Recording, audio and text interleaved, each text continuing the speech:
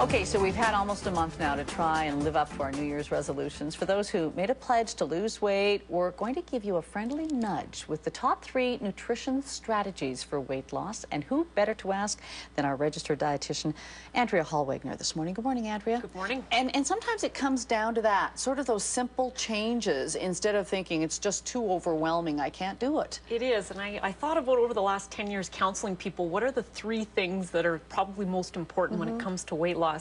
Number 1 is watching portion distortion. Okay.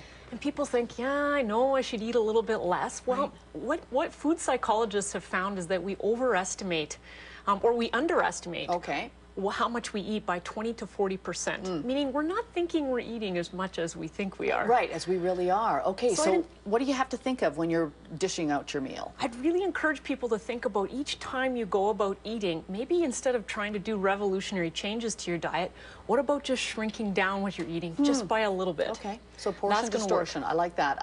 The other thing we've talked about in the past is how people should be fueling their bodies more often.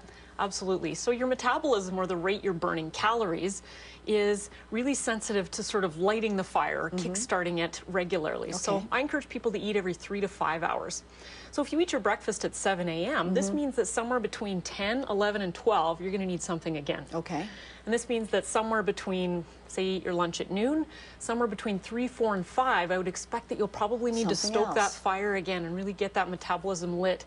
Otherwise, what ends up happening is we end up eating like a sumo wrestler. Okay, what? A lot once. Sumo wrestlers skip breakfast, they skip lunch, and they start eating late in the day, and they pack in a lot of food later in the day without a chance to really burn it off. Okay. That's the prescription for fat gain. Okay, not a good idea. You don't want to turn into a sumo wrestler, obviously. Good visual to put up on your fridge. Yeah, okay, I got to make sure I eat every 3 to 5 hours. And then when I do eat every 3 to 5 hours, what should I be thinking of eating? Great, and my third point is really thinking in 3s. So when you're approaching a breakfast, a lunch, or a supper, trying to think about, first off, getting some sort of a grain or a starch. I know some people think you've got to eliminate those for weight loss. You need to put some of those in for your brain and for gasoline for your muscles, so you have good energy. Second thing you want is some sort of a fruit or a veggie, maybe even both.